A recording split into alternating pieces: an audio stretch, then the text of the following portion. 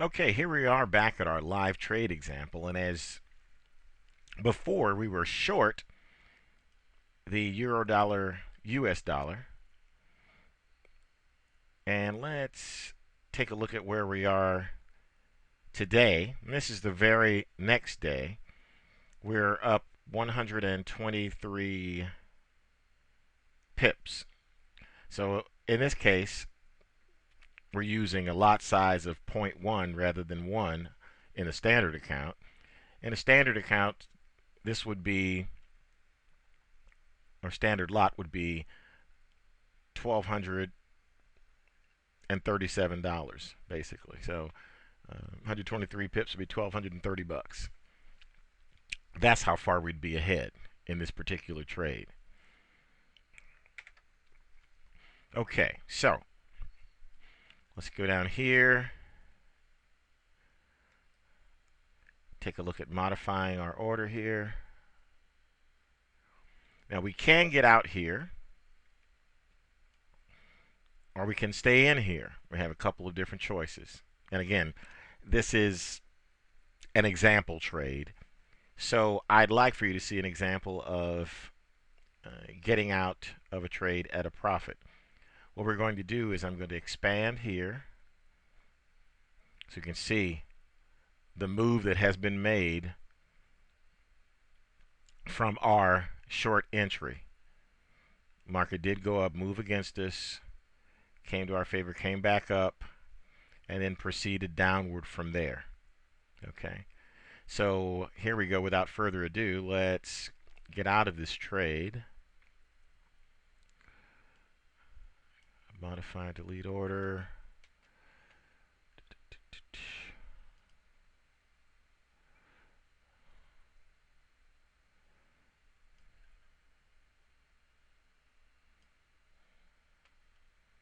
Okay, we're going to close this out. So put instant execution. I'm going to close the sell out. And more, the market's still moving down. So here we go.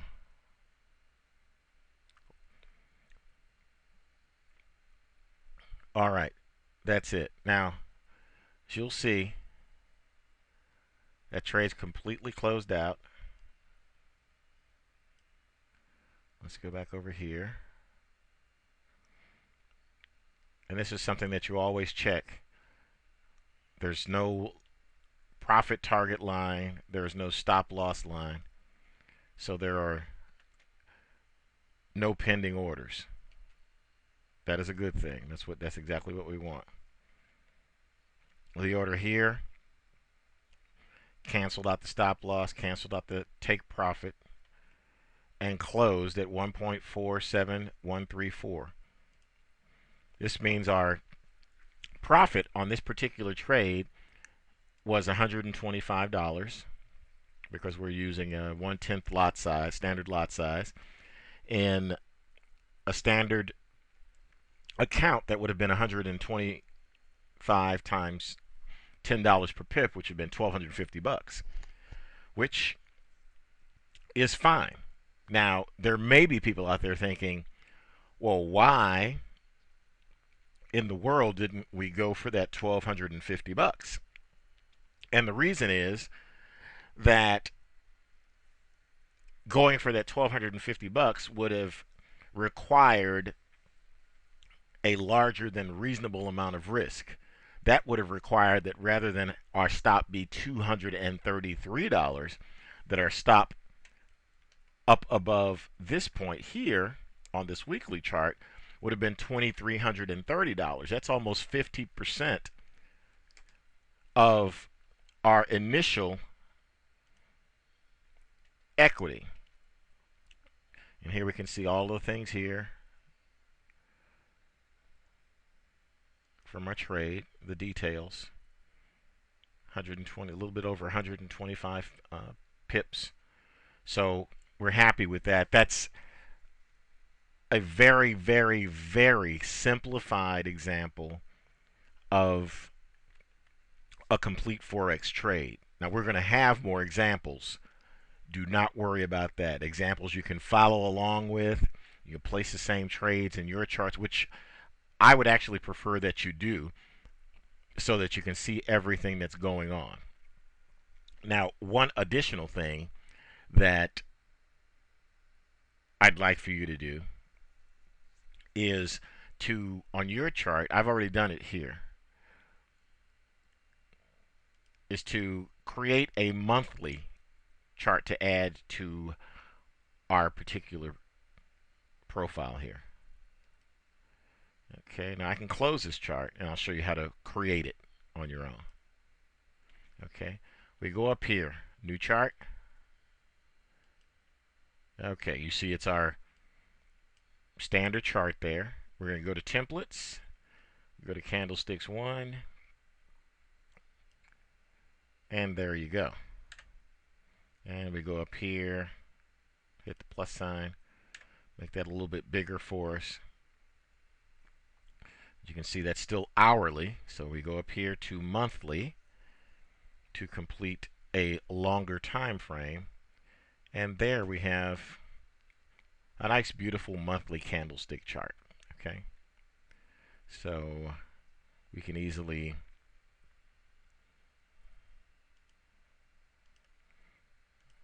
hide that behind the ones we look at more regularly, or we can go up here and say we're going to tile them horizontally, hourly and 4 hour, and daily, weekly, and monthly, which is fine. We can do it in this way, and each of these, of course, when we want to look at them, we can just go and look at them on a larger scale, no problem at all. So now this is what we're looking at. I wanted to include the larger time frame of monthly just to give us some additional perspective and really go top down. Monthly, weekly, daily, hourly, 4 hours, hourly. Got ahead of myself there. So does this mean that we're not going to look at shorter time frames? No, doesn't mean that at all. We are going to look at some shorter time frames, and we can set those up. In fact, any of these can be set up to be a shorter time frame. For instance, we could easily do this.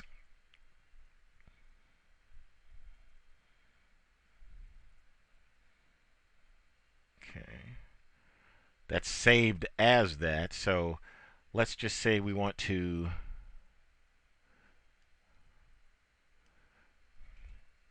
create another profile. Let's see.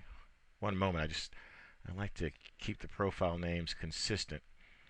Okay, we want to name that candlesticks, but we want to make it candlesticks and then call it candlesticks intraday. So that's what I want to do. Save EURUSD candlesticks intraday and put it as 1. Okay, intraday 1, because most likely we'll have more than one particular type of candlestick chart. And we save that profile. Go back over here.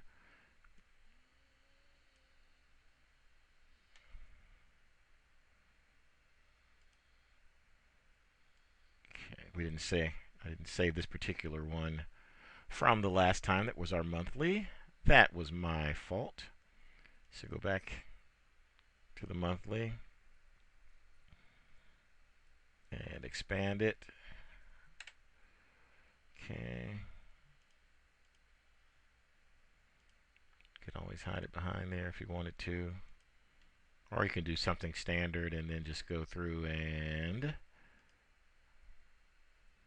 you're all set there.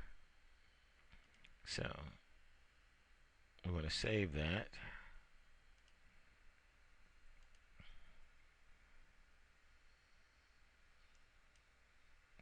And we're overriding the old one, basically. Yeah, we want to override it. So profiles, and let's go down to our candlesticks intraday. There we go. And here, all we have to do is change some time frames. So let's say we wanted to look at a 5-minute chart here and a 15-minute chart there.